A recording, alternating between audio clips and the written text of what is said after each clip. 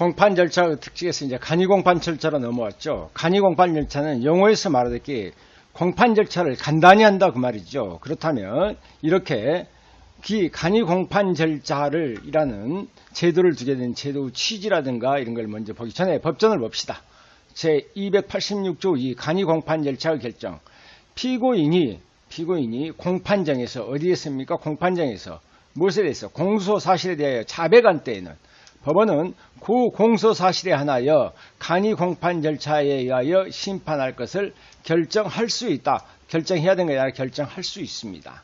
이렇게 간이공판 절차라는 것은 자백한 사건을 해서 증거조사를 간단히 하고 증거 능력을 완화해서 심리를 신속하게 하기 위해서 마련된 제도입니다. 제도 취지는 증거 능력의 완화와 소송의 경제와 신속한 재판의 신속을 기하는 데 그 목적이 있습니다. 그러면 절차 개시의 요건부터 봅시다.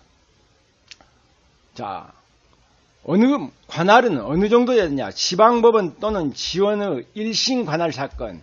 이게 쉽게 얘기하면 아주 간단하게 1심 관할 사건이면 모두가 다 어디에서 다 간이공판 절차에서 할 수 있다.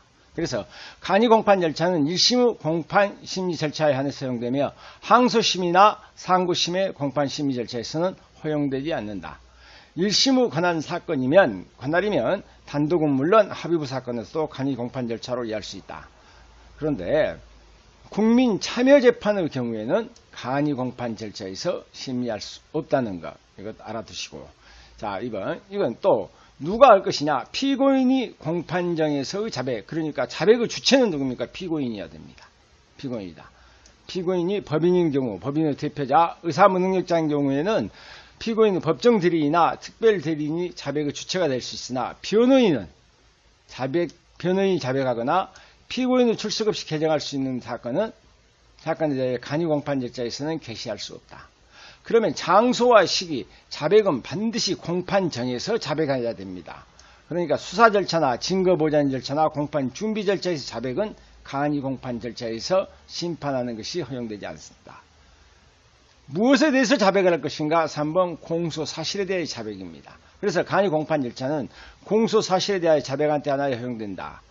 공소사실에 대해서 자백한다 한다. 그 말은 공소장에 기재된 사실 전부를 인정하고 위법성 조각사유나 책임 조각사유 원인된 사실의 부존재를 인정하는 것을 말한다. 그래서 만약에 범의를 부인하거나 위법성 조각사유나 책임 조각사유를 주장할 때는 간이공판 절차 개시 요건으로 자백에 해당된다 안 된다? 안 된다는 얘기입니다. 그러나 피고인이 공소사실은 인정하면서 죄명이나 적용 법조만을 다툴 때 이때는 간이공판 절차에서 심판할 수 있습니다. 만약에 피고인이 공소사실에 대해서 검사의 신문에 대해서는 공소사실을 모두 인정했다가 변호인이 물을 때 공소사실을 부인했다. 그렇다면 그것은 간이공판 절차의 심판할 대상에 포함되지 않습니다.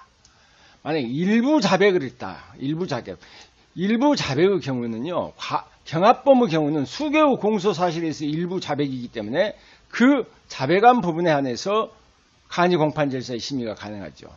만약에 과영상 일제거나 포괄 일제, 예비적 택일제로 기재된 공소사실의 일부에 대해서 자백할 때는 그 부분만이 특정하여서 간이공판 절차로 심의할 수 있다 없다? 없다 해야 되겠죠. 자, 수개의 공소사실인 경우에는 심의가 가능하지만 하나의 포괄 일제로 되는 부분에서는 그 부분만 특정해서 심의할 수 없습니다. 그런데 간이공판 절차로 가기 위해서는 일단 그 자백은 믿을만 해야 된다. 그래서 자백은 신빙성이 있어야 된다. 자백이 신빙성이 없는 경우 간이공판 절차의 취소 사유가 되므로 자백이 신빙성이 없다고 인정될 때는 간이공판 절차에서 심판해서는 안 됩니다. 그래서 판례는 이건 아까 했죠. 검사의 신문에는 모두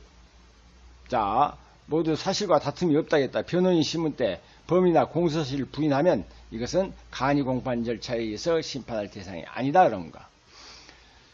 두 번째 판례를 한번 볼까요? 간이공판 절차의 결정 요건인 공소사실의 자백이라 하면 공소사실의 기재를 인정하고 나아가서 위법성이나 책임 조각 사유가 되는 사유를 진술하지 않는 것으로 충분하고 명시적으로 유죄를 자인하는 진술이어야 되는 것만은 아닙니다. 자, 봅시다. 3번에 보면은 공소사실 모두 사실과 다름없다고 하면서 술에 만취되어 기억이 없다는 취지로 진술한 경우, 이때는 범의를 부인함과 동시에 그 범행 당시 심신상실 또는 심신미약의 상태에 있었다는 주장은 법률상 범죄 성립을 초과하거나 형의 감면 사유가 되는 사실의 진술로서 간이 공판제도에 심판할 수 있겠어요, 없다 해야 되겠죠.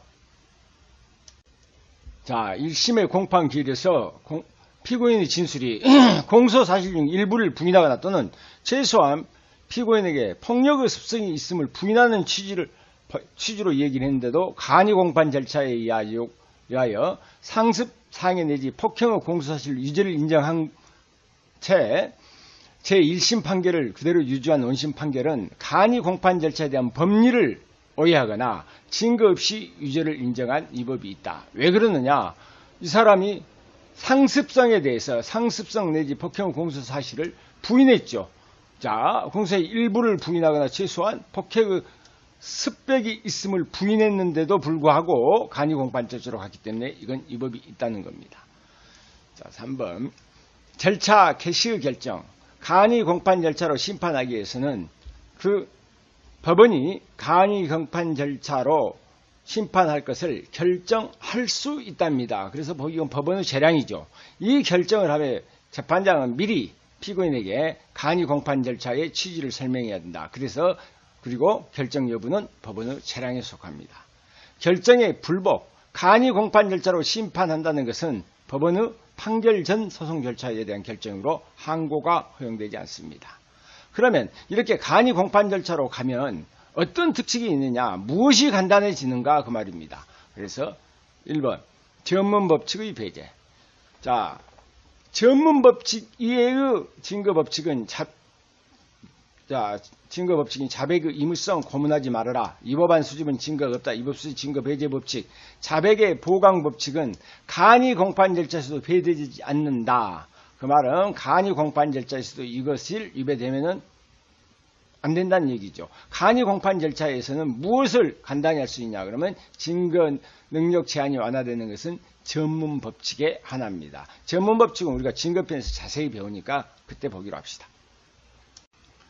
그러면 증거 동의 의제 그랬습니다. 간이 공판 절차에서는 증거 능력이 원칙적으로 부정되는 전문 증거라 할지라도 무엇이 있는 것으로 간주한다? 동의가 있는 것으로 간주됩니다. 단 검사, 피고인 또는 변호인이 증거라 함에 의의가 있다 할 때는 그러하지 아니하다. 그리고 또 증거 조사의 방식을 간단히 하자, 간이화하자. 그래서 간이 공판 절차에서 이거는 증거 조사를 생략할 수는 없습니다. 하지만 그 증거 조사의 방법이 법원이 상당하다고 인정하는 방법으로 증거를 조사할 수 있습니다. 그래서 적용이 되는 것은 선서나 당사자의 증거 신청, 당사자의 증거 조사의 참여권, 증거자의 의신청권 정도는 전부 다 간이 공판 절차에 적용이 되지만 배제되는 것, 적용이 배제되는 간이 공판 절차의 증거조사나 진위신문의 방식이라든가 증거조사의 시기, 방식, 증거 결과에 대한 피고인의 의견과 고지, 진위신문 시 피고인의 퇴정에 관한 규정 이런 것은 적용이 배제된다는 것 한번 눈여겨봐두십시오. 자, 그럼 판례를 볼까요? 법원이 간이 공판 절차에서 심판할 것을 결정한 사건이 공판조서의 대법원 얘기에 따라서 그 공소사실에 대해서 피고인 신문의 내용이 검사의 공소사실에 의하여 피고인을 신문, 피고인 공소사실은 모두 사실과 다름이 없다고 진술하고 간략하게 기재되었다 해서 소송사실의 피고인이 구체적 진실이 없었다라고 할 수 없다. 간이 공판 절차에서 뭐든지 간단히 할 수 있다 그 말입니다. 4번 공판 절차에 관한 규정의 적용. 간이 공판 절차는 증거 능력과 증거 조사에 대한 특식이 인정되는 경우만 그 외에는 전부 일반 규정이 그대로 적용됩니다. 그래서 간이 공판 절차에서도 공판 절차이기 때문에 공소장 변경은 가능합니다. 그리고 간이 공판 절차에서는 유죄유예 공소 기각이라든가 관할 위반뿐만 아니라 무죄의 판결도 선고할 수 있습니다. 그러면 어쩔 때 간이 공판 절차를 취소하느냐? 취소 사유. 법원은 피고인의 자백이 신빙성이 없다. 믿을만 하지 않다. 그래서 고문받아갖고 저렇게 자백했다거나, 그래서 의무성이 없는 자백이거나, 간이 공판 절차로 심판하는 것이 현저히 부당하다고 인정될 때 그 결정을 이때는 취소 사유가 있다면 취소해야 한다. 이때는 필요적입니다. 이렇게 취소하기 위해서는 간이공판질자의 취소는 법원이 직권에 의하여 결정하며 취소 결정을 하면 누구의 의견? 검사의 의견을 물어야 한다. 취소 사유가 있다고 인정될 때 법원은 반드시 취소해야 된다. 취소 효과. 간이 공판 절차의 결정이 취소되면 뭐가 있어야 돼? 공판 절차를 처음부터 다시 갱신해야 된다. 하지만 그러나 검사, 피고인, 변호인이 의의가 없을 때는 공판 절차를 갱신하지 않아도 됩니다. 그러면 이제 공판 절차를 정지한다. 재판을 계속 심리를 할 수 없다 그 말입니다. 그래서 정지의의란 공판 절차 정지라 하면 심리를 진행을 방해할 중대한 사유가 발생할 때 그 사유가 없어질 때까지 공판 절차를 법원의 결정으로 법률상 진행할 수 없게 되는 것. 이렇게 공판 절차의 정지라는 규정을 둔 것은 피고인의 방어권을 보장하는 데 그 주된 원인이 있습니다. 그러면 정지 사유, 아프다고 말이야. 심신상실. 피고인이 사물을 변명, 의사를 결정을 할 능력이 없는 상태입니다. 그래서 이때는 법원은 검사, 변호인 그리고 의사의 의견을 들어서 그 상태가 계속되는 기간은 공판 절차를 정지해야 한다. 피고인의 질병, 아프다는 얘기죠. 피고인이 질병으로 출석할 수 없을 때는 검사와 변호인 그리고 의사의 의견을 들어서 그 사람이 다 나을 때까지 그래서 결정으로 출정할 수 있을 때까지 공판 절차를 정지해야 된다. 그건 필요적입니다. 그런데 공소장 변경은 공소장 변경이 됐다 그래서 반드시 공판 절차를 정지해야 되는 것만은 아닙니다. 공소장 변경으로 인하여 피고인의 불이익을 증가할 염려가 있다고 인정될 때는 법원은 직권 또는 피고인이나 변호인의 청구에 의하여 피고인으로 하여금 방어 준비를 하기 위하여 결정이 필요한 기간 공판 절차를 정지할 수 있답니다. 그래서 여기는 의무적이라든가 공소장 변경. 기피 신청.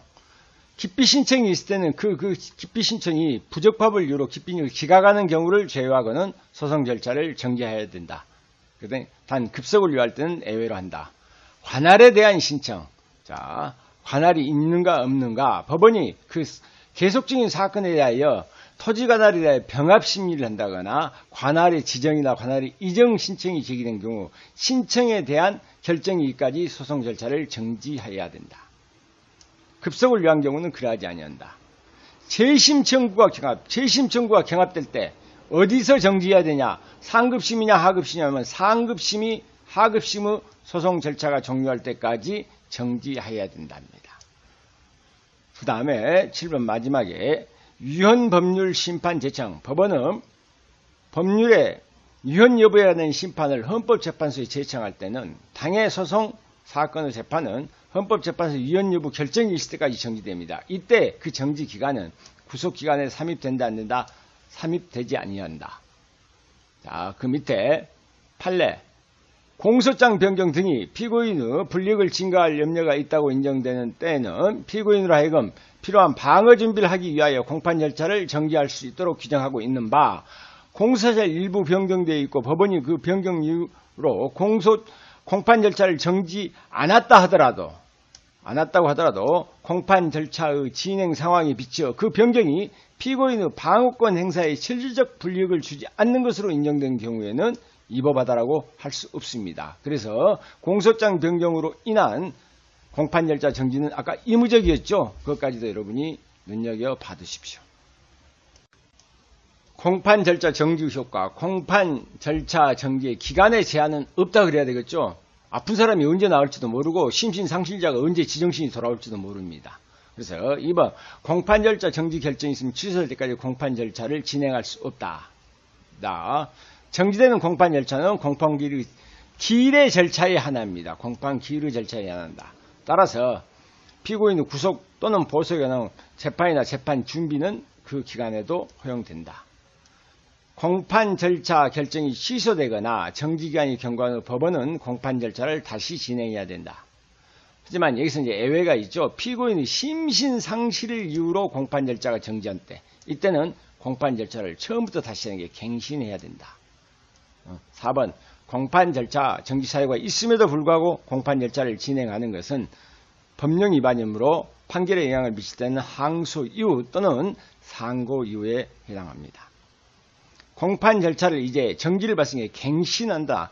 갱신한다 그러면 처음부터 다시 한다 그 말입니다. 그래서 공판 절차 갱신의 의의를 보면 공판 절차 갱신이라면 공판 절차를 진행한 법원이 언제까지 판결 선고 이전에 이미 진행한 공판 절차를 무시하고 처음부터 그 절차를 다시 진행하는 것을 말합니다.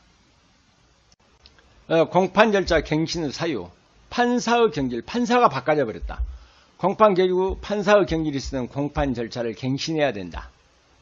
다시 해야 된다. 왜? 판사의 심증이 형성이 돼야 되는데 판사가 심증을 가지고 재판을 했는데 판사가 바뀌어져 버렸기 때문에 다시 한다. 다만 내부적으로 성립하고 그러니까 판결서까지 다 작성하고 판결만 선고를 하는 경우에는 이때는 갱신을 요하지 않습니다. 그때는 내부적 성립이 끝난 상태에서 판결만 선고할 때는 그때는 판사가 바뀐다 할지라도 공판 절차에 갱신을 요하지 않습니다. 판사의 경질이 있음에도 불구하고 갱신하지 않을 때는 절대적 항소 이유가 됩니다. 아까 2번은 간이 공판 절차의 취소는 금방 했죠. 뭐라 그랬습니까? 간이 공판 절차의 취소할 때는 뭐라 그랬죠? 공판 절차를 갱신해야 된다 그랬죠. 근데 단 뭐라 그랬어요? 검사, 피고인 또는 변호인의 의의가 있으면 갱신을 요하지 않는다. 그 다음에 이제 3번하고 4번을 볼까요?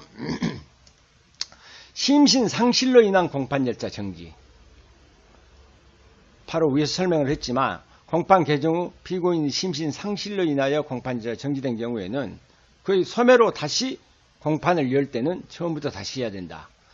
그 다음에 4번 국민참여재판 중 배심원이 변경됐을 때 그래서 국민참여 공판 절차가 개시된 후 새로이 재판에 참여한 배심원 또는 예비 배심원이 있을 때는 공판 절차를 처음부터 다시 해라. 그래서 공판 절차를 갱신해야 된다. 이렇게 갱신 사유는 내용보다는 목차로 해가지고 여러분이 숙지를 해 두시기 바랍니다.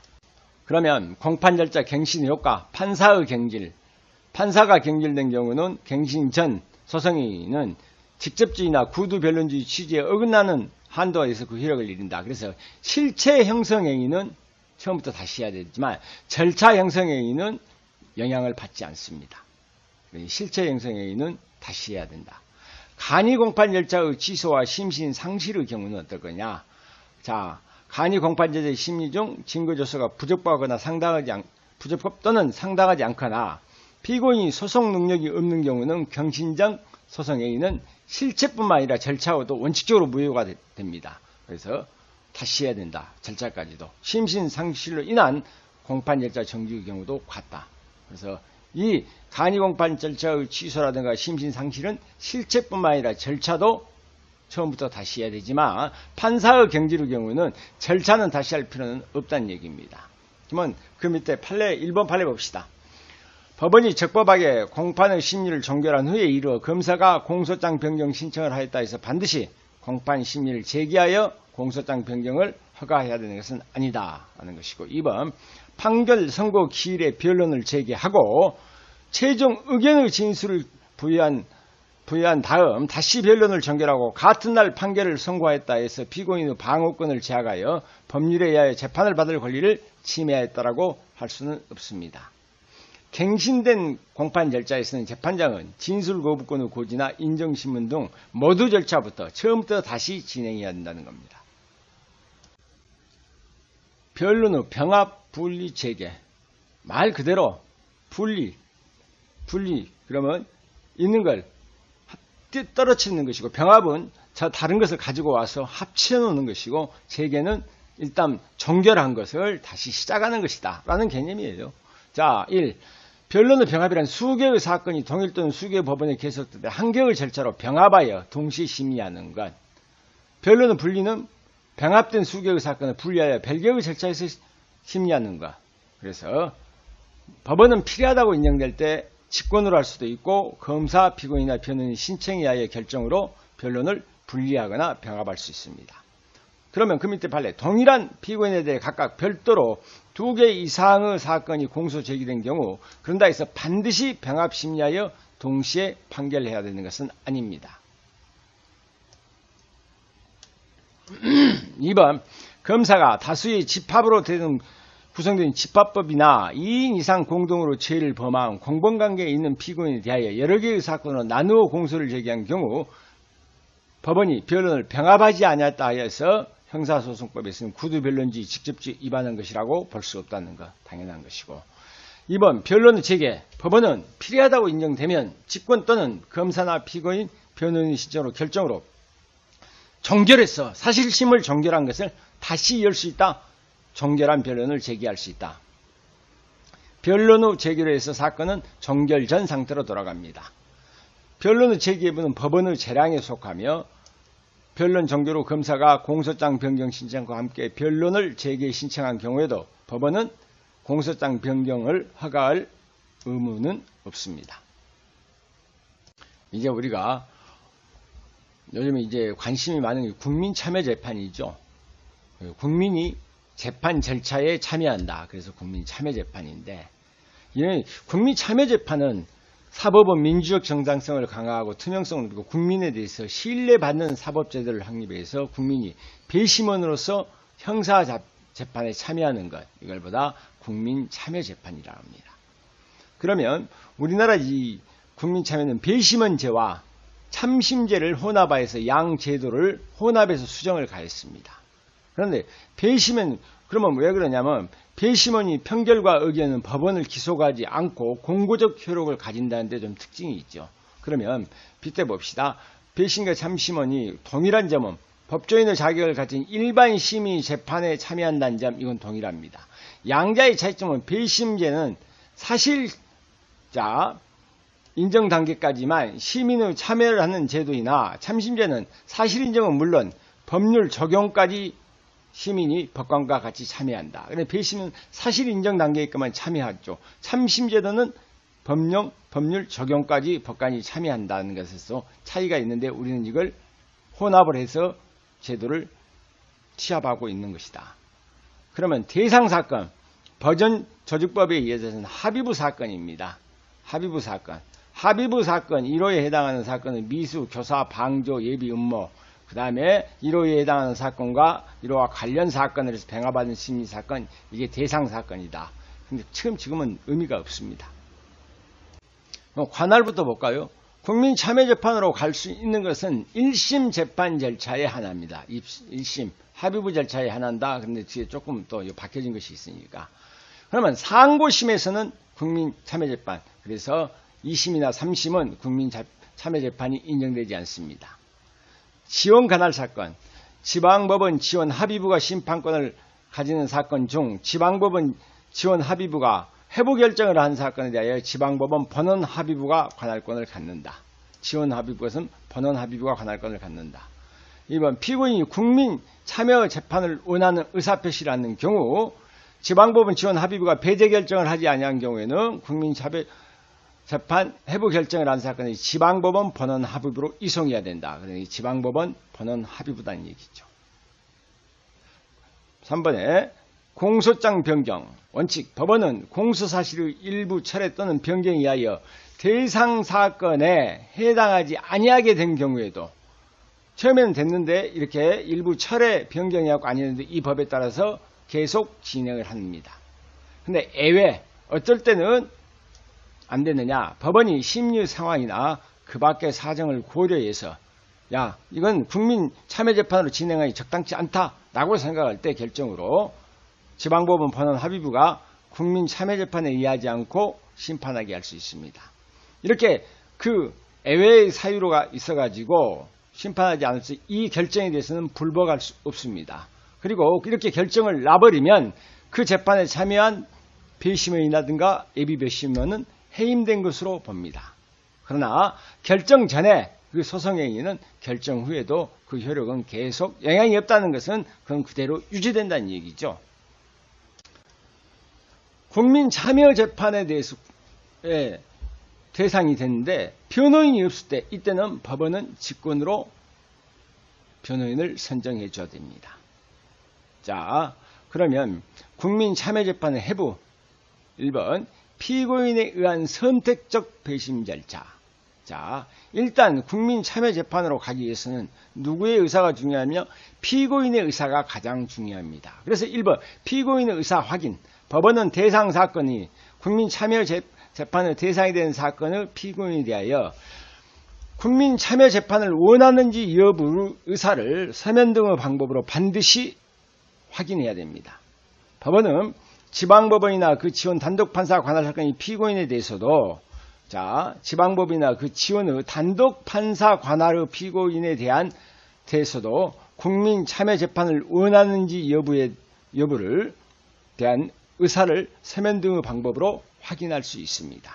그러다 보니까 이제 뭐냐 그러면 단독판사 사건도 갈 수가 있다는 얘기죠. 자, 서면 제출. 이때 피고인은 공소장 부분을 송달받은 날로부터 며칠 이내, 공소장 부분은 5일 이내, 자, 공판기일 5일 전까지 송달해야 하는데 송달받은 날로부터 7일 이내에 국민참여재판을 원하는지 여부가 의사가 기재된 서면을 피고인이 제출해야 된다. 서면을 제출해야 된다. 만약에 그 서면은 피고인이 서면을 우편으로 발송한 때 교도소 구치소에 있는 피고인이 서면을 교도소장, 구치소장 또는 그 직무를 대리한 자에게 제출할 때 법원에 제출한 것으로 봅니다. 그래서 7일 이내 서면이라는 것 절차니까 알아두십시오. 만약에 피고인이 제출한 서면만으로 피고인의 의사를 정확하니 알 수 없을 때는 법원은 신문 기일을 정하여 피고인을 신문하거나 서면 기타의 방법으로 피고인의 의사는 반드시 확인해야 된다. 피고인이 이 서면을 제출하지 아니한 경우에도 법원은 이와 같은 방법으로 피고인의 의사를 확인할 수 있다. 그러니까 서면뿐만 아니라 신문 기일을 정하여서라도 피고인의 의사를 확인해야 된다. 그런다 할지라도 피고인에 대한 배제 결정 또는 해부 결정이 있거나 공판 기일이 종결돼 버리거나 공판 준비 기일의 종결 또 1회 공판 기일이 열린 후에는 종전의 의사를 바꿀 수는 없습니다. 그래서 그 밑에 판례는 여러분이 쭉 읽어봐야 되는데 네, 색깔만 틀어진 것만 읽어드릴게요. 자, 위 쉽게 해서 7일 내에 하라는데 위 규정의 취지는 이게 송달받은 날부터 공소장 부본을 송달받은 날로부터 7일 이내에 의사를 기재한 서면을 제출을 하게 되는데 이 규정의 취지는 위 기간이 지나면 피고인이 국민참여재판을 신청할 수 없도록 하라는 것이라고 보기 어렵다. 어려운 점에 비춰 공소장 부분을 송달받은 날부터 7일 이내에 의사 확인서를 제출하지 아니한 피고인도 1회 공판기일이 열리기 전까지는 그래서 1회 공판기일이 열리기 전까지는 국민참여재판을 신청할 수 있고 법원은 그 의사를 확인하여 국민참여재판으로 진행할 수 있다고 봄이 상당하다는 것이죠.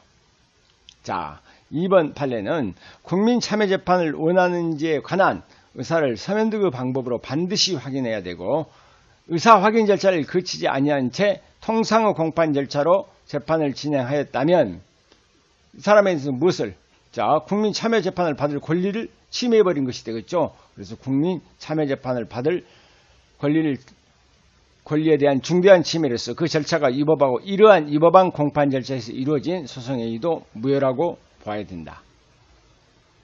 세 번째 판례. 국민 1심법원이 국민참여재판 대상이 되는 사건임을 간과하여 이어가나의 피고인의 의사를 확인하지 아니한 채 통상의 공판 절차로 재판을 진행하였더라도 피고인이 항소심에서 국민참여재판을 원하지 아니었다고 하면서 이와 같이 1심의 절차적 위법을 문제 삼지 아니할 의사를 명백히 표시하는 경우 하자가 취소된다는 거죠. 그래서 밑에 1심 공판절차 하자가 취소된다고 보기 위해서는 피고인이 국민참여재판 등에 대한 충분히 안내와 그 희망 여부에 대하여 숙고할 수 있는 상당한 시간이 사전에 부여돼야 됩니다. 통상 재판 절차 해부, 배제 사유.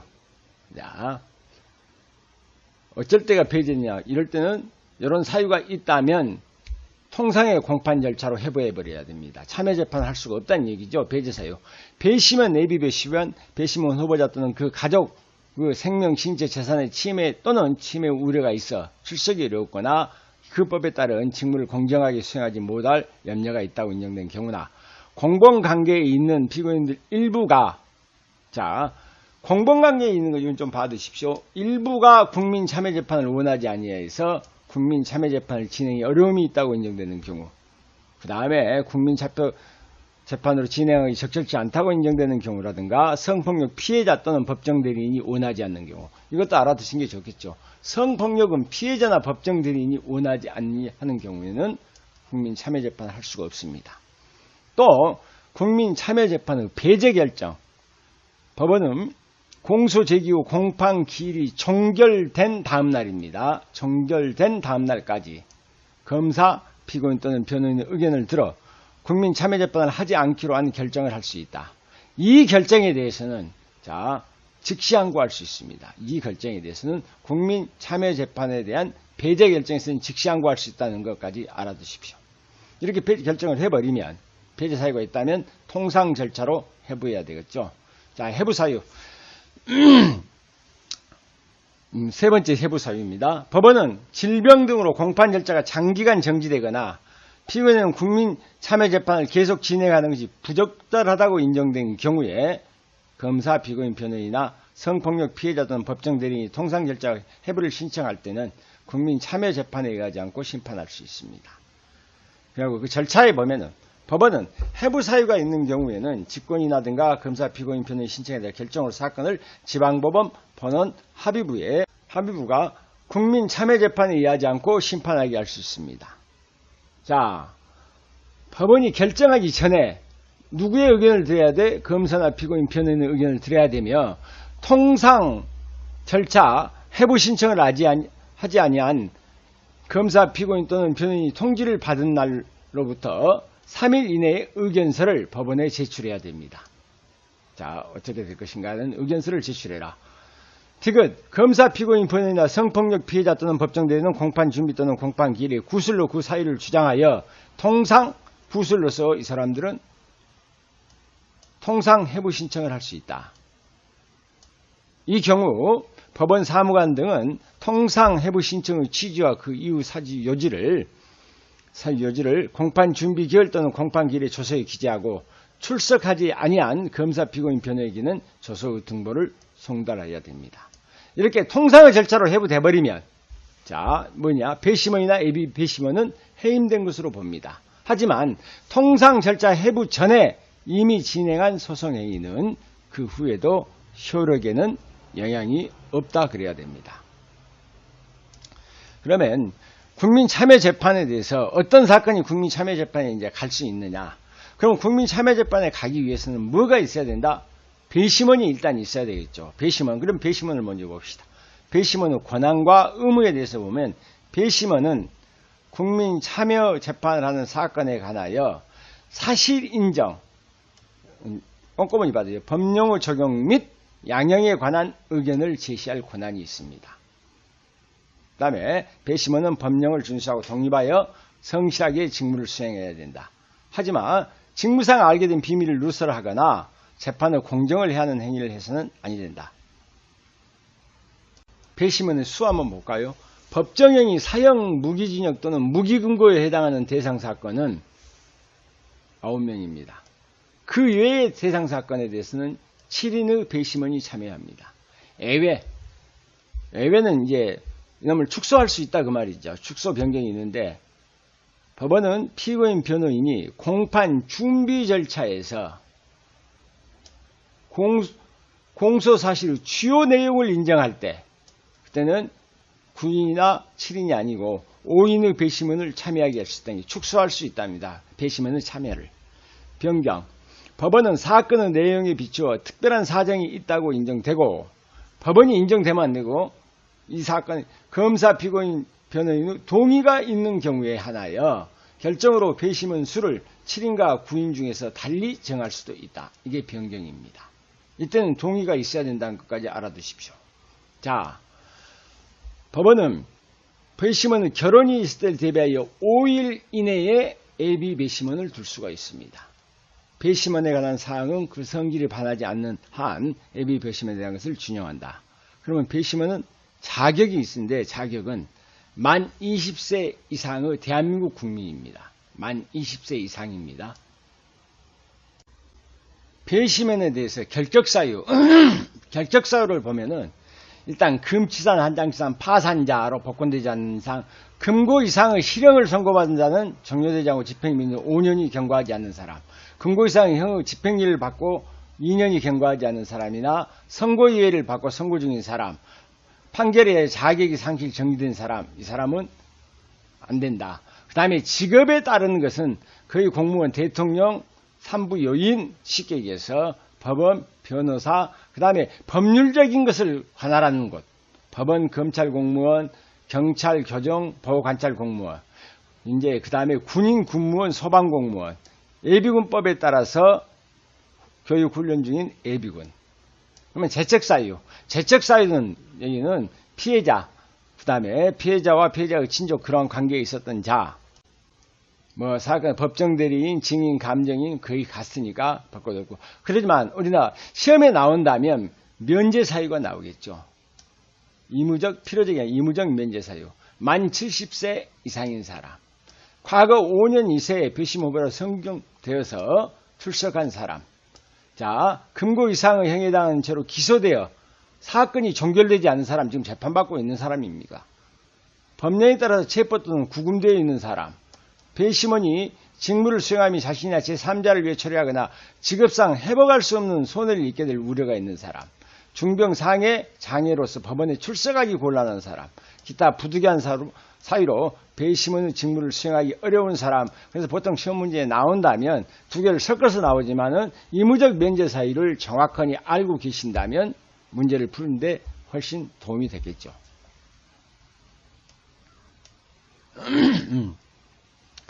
배심원의 선정 절차. 그러면 배심원 후보 예정자의 명부를 작성해야 돼. 일단 명부를 작성해야 그 중에서 뽑을 거 아닙니까? 명부 작성. 지방법원장은 그래서 지방법원장입니다. 배심원 후보 예정자의 명부를 작성하기 위해서 행정자치부 장관에게 매년 그 관할 구역 내에 거주하는 만 20세 이상의 대한민국 국민의 주민등록 정보를 일정 수에 배심원 후보 예정자의 성명, 생년월일, 주소 및 성별을 주민등록 정보에 추출하여 전자 파일 형태로 송부해 줄 것을 요청할 수 있습니다. 요청을 받은 행정자치부 장관은 30일 이내에 주민등록증 자료를 누구에게? 지방법원장에게 송부하여 누가 작성을 하느냐? 이 작성자는 지방법원장은 매년 주민등록 자료를 활용하여 배심원 후보 예정자 명부를 작성한다. 명부 작성한 사람은 지방법원장입니다. 자, 배심원 후보자의 결정과 출석 통지. 그럼 법원은 자, 그 명부를 보고 필요한 수에 배심원 후보자를 무작위 추출 방식으로 정하여서 배심원과 예비보심을 선정하여서 통지합니다. 통지를 받은 배심원 후보자는 선정기일에 출석해야 된다.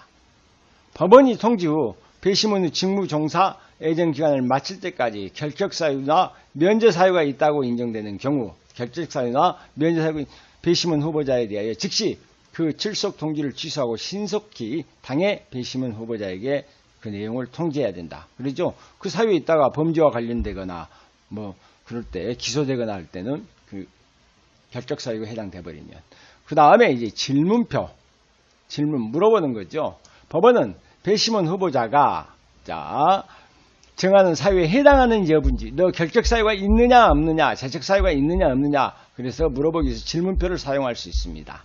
그래서 그 배심원 후보자는 정당한 이유가 없는 한 그걸 답을 해가지고 표시를 해가지고 법원에 제출해야 됩니다. 후보자 명부의 송부. 법원은 선정기일 2일 전까지 검사와 변호인에게 배심원 후보자의 성명, 성별, 출석 연도가 기재된 명부를 송부해야 된다. 만약에 법원이 선정 결제의 질문표를 사용할 때는 선정 기일을 진행하기 전에 배심원 후보자가 제출한 질문표 사본을 검사와 변호인에게 교부하면 됩니다. 자, 그러면 이렇게 교부해가지고 그 중에서 이제 뽑아야 될 거 아닙니까? 이게 선정 기일의 진행입니다. 선정 기일이 될자, 법원은 검사, 피고인, 변호인에게 선정 기일을 통지해야 된다. 검사와 변호인은 선정 기일에 출석해야 되며 피고인은 어쩌냐? 피고인은 법원의 허가를 받아 출석할 수 있답니다. 반드시 출석해야 되는 건 아니고 법원은 변호인이 선정기일에 출석하지 아니한 경우에는 국선 변호인을 선정해야 됩니다. 선정기일에 그래서 변호인은 반드시 출석해야 된다. 기일의 진행, 법원 합의부인으로 하여금 선정기일의 절차를 진행할 수 있다. 이때 이 경우 수명법관은 선정기일에 관하여 법원 재판장과 동일한 권한이 있다. 선정기일은 공개하지 아니합니다. 알아두십시오. 선정기일에 배심원 후보자가 명예를 손상하지 않고 사생활에 침해되도록 배려해야 되고 당연한 일이죠. 이것은 법원은 선정기일의 속행이 어려우면 새로운 기일을 정할 수 있고, 그때는 새로운 기일 때는 다시 출석 통지서를 송달이 있었던 것과 출석한 이때 나왔는데 속행이 어려우니까 그때는 출석한 배심원 후보자에게는 기일을 통지하면은 송달할 필요가 없죠. 그래서 기일을 통지할 때는 출석 통지서에 송달이 있었던 것과 같이 동일한 효력이 있습니다. 자, 후보자에 대한 질문. 법원이 후보자의 결적 사유가 해당하는지 여부에 대해서 불공정 판단할 우려가 있는지 여부를 판단하기 위해서 배심원 후보자에게 질문할 수 있습니다. 그런데 이제 여기서부터 중요하죠. 검사, 피고인, 변호인은 법원으로 하여금 질문을 할수록 요청할 수 있고, 법원은 검사 또는 변호인이라고 직접 질문하게도 할 수 있습니다. 그 질문에 대해 정당한 사유 없이 배심원 후보자가 진술을 거부하거나 거짓 진술을 해서는 안 되겠죠. 자, 이제 기피 신청이 있는데 이유가 있어서 기피 신청을 하는 거, 그래서 이유부 기피 신청이랍니다. 자, 이유가 있어. 어떤 이유가 있냐? 결격 사유에 해당하거나 불공정한 판단을 할 우려가 있을 때, 이때는 뭐라 그럽니까? 기피해버려야 되겠죠. 직권 또는 검사, 피고인, 변호인의 기피 신청에 따라서 당해 배심원 후보자에 대해서 불선정 결정을 합니다.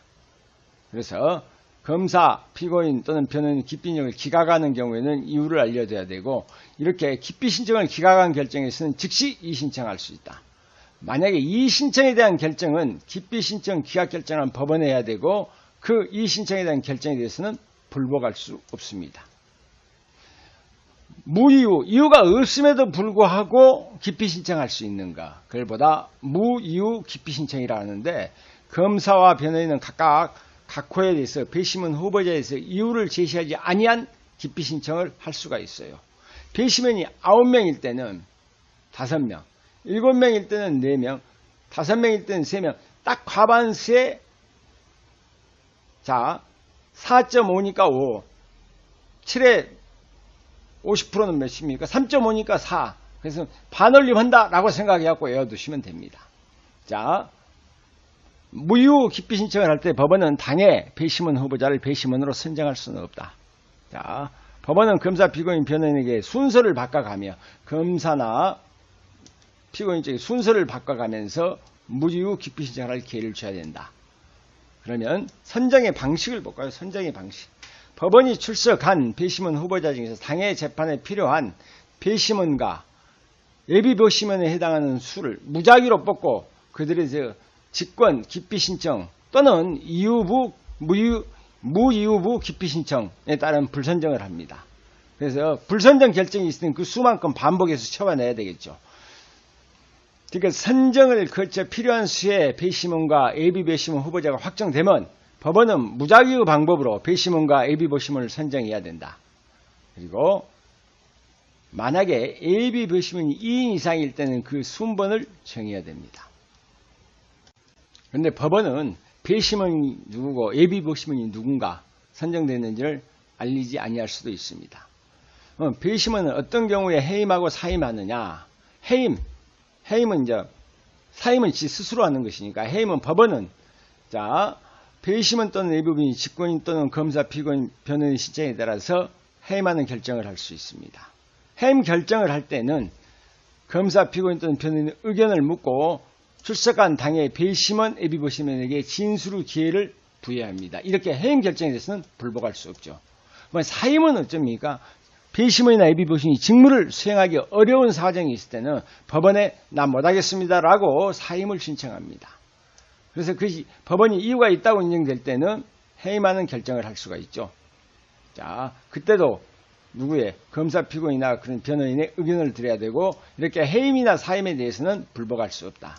만약에 배심원의 추가 선정, 배심원이 부족하게 될 경우는 예비 배심원은 미리 정한 순서에 따라 배심원이 된다. 이때 배심원이 될 예비 배심원이 없는 경우에는 예비 배심원이 있으면 그 사람이 하면 되지만 없을 때는 배심원을 추가로 선정합니다.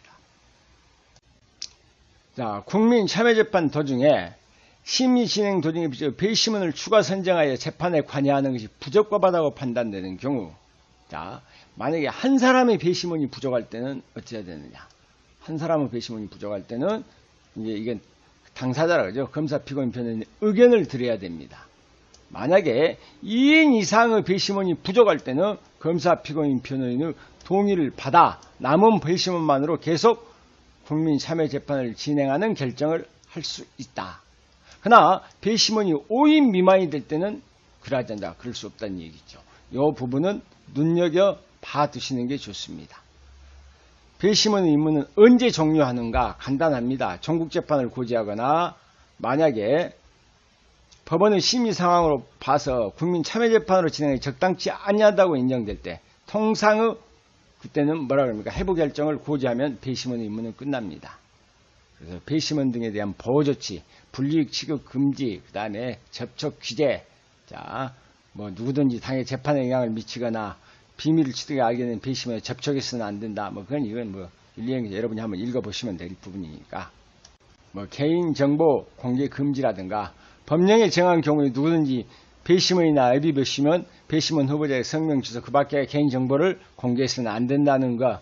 그러나 어쩔 때는 공개할 수 있는가? 배심원, 예비 배심원 또는 배심원 후보자의 직무를 수행했던 사람이 개인정보에 본인이 동의한 경우에 한해서 이를 공개할 수도 있습니다. 신변보호조치, 이건 당연한 것이니까 여러분이 한번 그냥 봐두시면 돼요. 그냥. 자, 그러면 이제 중요한 것이 국민참여재판의 절차입니다. 이건 국민참여재판은 어떠한 절차로 진행되어지는가 부분이죠. 공판 준비 절차. 여기서 말하면 공판 준비 절차는 필요적 공판 준비 절차입니다. 국민참여재판은 공판 준비 절차가 반드시 있어야 된다 그 말이죠. 그래서 재판장은 피고인이 국민참여재판을 원하는 의사표시를 한 경우 사전에 반드시 공판 준비 절차를 붙여야 된다. 다만 공판 준비 절차를 붙이기 전에 배제 결정을 해버렸다. 그러면 뭐 붙이지 않아도 되겠죠. 그래서 니은 지방법원 본원 합의부가 지방법원 지원 합의부로부터 이송받은 사건에 대해서 이미 공판 준비 절차를 거친 경우에도 필요한 때는 공판 준비 절차를 붙일 수 있습니다. 자, 어쩔 때 종결하는 것인가? 공판 준비 절차에 붙인 이후 피고인이 국민참여재판을 원하지 않는 의사표시를 하거나 또 배제 결정이 있을 때 이때는 공판 준비 절차가 종결할 수 있습니다. 그러면 공판 준비 기일은 왜 두는가? 왜냐하면 그날 원래 국민참여재판은 거의 하루 안에 거의 끝나야 되기 때문에 법원이 주장이라든가 증거를 정리를 해둬야 돼요. 그래서 법원은 주장과 증거를 정리하고 심리를 계획을 수립하기 위해서 공판 준비 기일을 지정을 합니다. 준비 기일을 지정하면 진행 방법, 법원은 합의보위원으로 하여금 공판 준비 기일을 진행하게 할 수 있다. 이 경우 수명법관은 법원 또는 재판장과 동일한 권한이 있고 공판 준비 기일은 공개합니다. 다만 이 공개함으로써 절차의 진행이 방해할 염려가 있다면 공개하지 아니할 수도 있지만 공판 준비 기일에는 배심원은 참여할 필요가 없겠죠. 그래서 배심에는 참여하지 아니합니다. 공판 준비 절차가 끝나고 이제 참여재판의 공판 절차. 그래서 공판 기일의 통지와 개정. 공판 기일에는 배심원과 예비 배심원에게 통지에 있어 공판정에는 판사, 배심원, 예비 배심원, 검사, 변호인이 출석하여 개정합니다. 그래서 공판정의 구성을 보면은 검사와 피고인, 변호인은 마주 대등하게 앉고 피고인을 신문할 때는 증인석에 위치한다. 이건 같죠. 배심원과 예비 배심원은 재판장과 검사, 피고인 및 변호인 사이 왼쪽에 위치하고 증인석은 쉽게 해서 검사, 피고인 및 변호인 사이 오른쪽에 배심원과 예비 배심원이 마주보고 위치합니다. 이건 나중에 사진으로 여러분이 한번 받으시면 좋을 부분인데, 그 다음에 선서와 재판장의 설명. 배심원과 예비 보시면은 법률에 따라서 공정하고 직무를 수행할 것을 다짐하는 선서를 일단 해야 돼요. 그래서 누구나 누구 둘 다 배심원과 예비 보시면은 선서를 해야 된다. 재판장은 배심원과 예비 보시면에 대하여 그 권한과 의무, 절차, 직무 수행을 원활하는 데 필요한 사항을 재판장이 설명을 합니다. 그러면 배심원의 절차상 권리와 의무를 볼까요? 절차상 권리. 자, 권리를 먼저 볼까요? 피고인 증인에 필요한 사항을 신문하여 줄 것을, 지가 직접 신문하면 재판장이 신문하여 줄 것을 재판장에게 요청하는 행위입니다.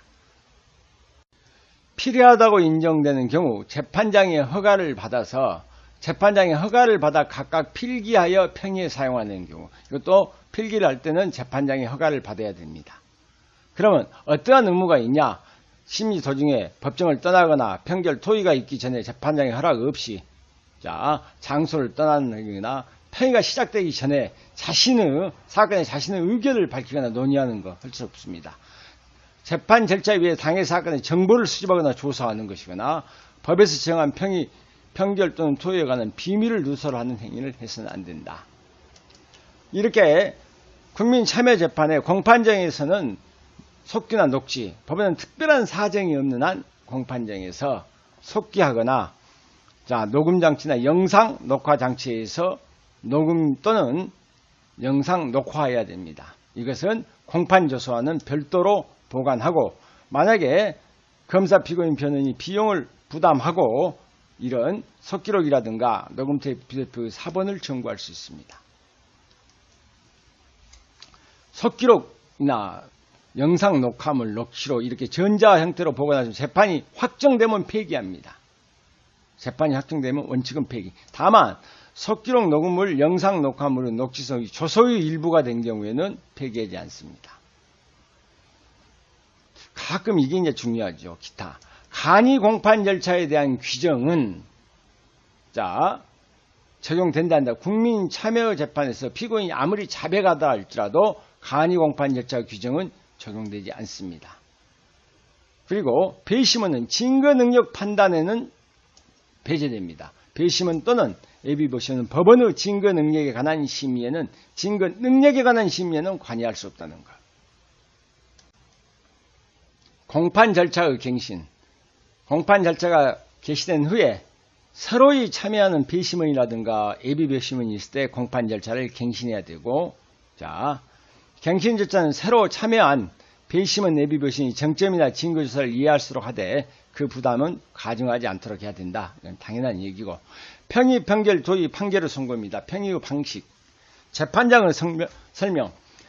재판장이 변론이 다 끝난 후에 배심원에게 공소사실의 여지와 적용법조 이런 거, 피고인, 변호인의 주장의 여지와 증거 능력, 그 밖에 유의할 사항에 대해서 설명을 합니다. 그래서 이때 증거 여지에 관해서도 설명할 수 있습니다. 그런데 이렇게 평의와 평결의 양해에 의한 토의는 비공개입니다. 공개하지 않습니다. 평의와 평결, 양해에 의한 토의는 변론 종결 후 연속하여서 진행해야 된다. 다만 재판장이 평의 등에 소요되는 시간을 고려할 때 필요하다고 인정할 때는 변론이 종결 3일 이내의 범위 내에서 따로 기일을 정해서 기일을 지정할 수가 있습니다. 여기서 이제 배심원 대표가 있겠죠. 평의를 주재하면서 각자 의견을 충분하게 진술할 기회를 동등하게 줘야 되고, 대심에는 평의 도중에 필요한 경우 배심원 대표를 통해서 자기가 하는 게 배심원 대표를 통해서 재판장에게 공소장 사본이라든가, 그렇다면 재판장에 설명서가 존재하는 경우 사본, 증거서류 사본, 증거물의 제공을 요청할 수 있다.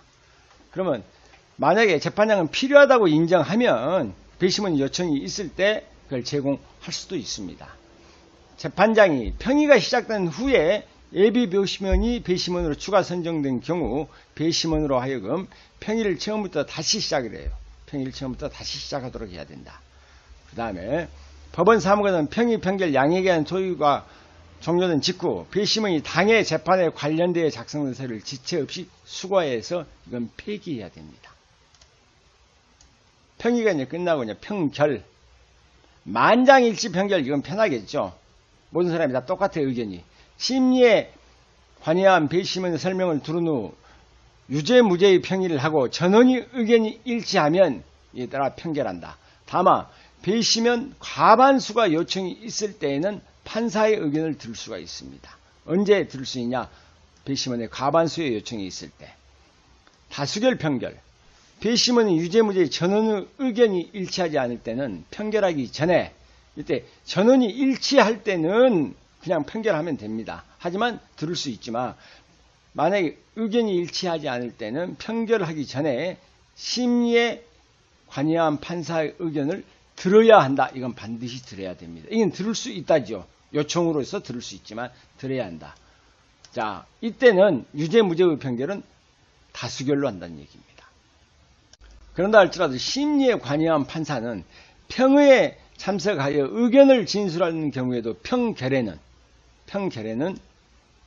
참석할 수 없습니다.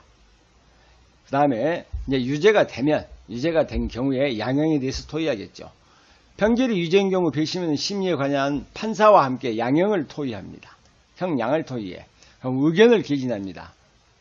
재판장은 양형에 관한 토의 전에 처벌의 범위와 양형의 조건을 설명해야 된다. 그러나 이건 참 의미가 없어요. 4번 봅시다. 평결의 효과. 평결과 의견은 법원을 기속하지 아니하며, 기속하지 않아. 그냥 한번 의견만 들은 겁니다. 평결과 의견을 직기한 서면은 소송 기록에 편철하면 됩니다. 그 다음에 3번 이제 마지막에 선고해야 되겠죠. 선고 기일. 판결의 선고는 변론이 종결한 기일에 해야 된다. 다만 특별한 사정이 있을 때는 따로 선고기일을 지정할 수 있으며 선고기일은 종결 후에 며칠 이내 14일 이내로 정한다. 변을 종결할 때 판결을 선고한 경우 판결서를 선고 후 작성할 수 있습니다.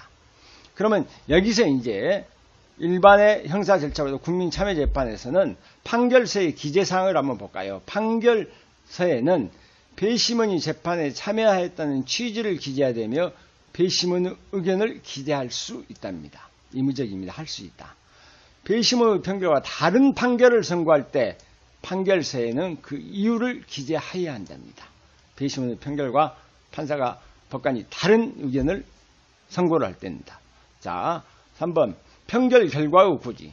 재판장은 판결 선고 시 피고인에게 배심원의 평결 결과를 고지해야 되며 배심원들이 어떤 평결을 했는가를 고지해야 되며 배심원은 평결과 다른 판결을 선고할 때는 피고인에게 그 이유를 설명해야 됩니다. 그러면 그 위에 판례를 한번 볼까요?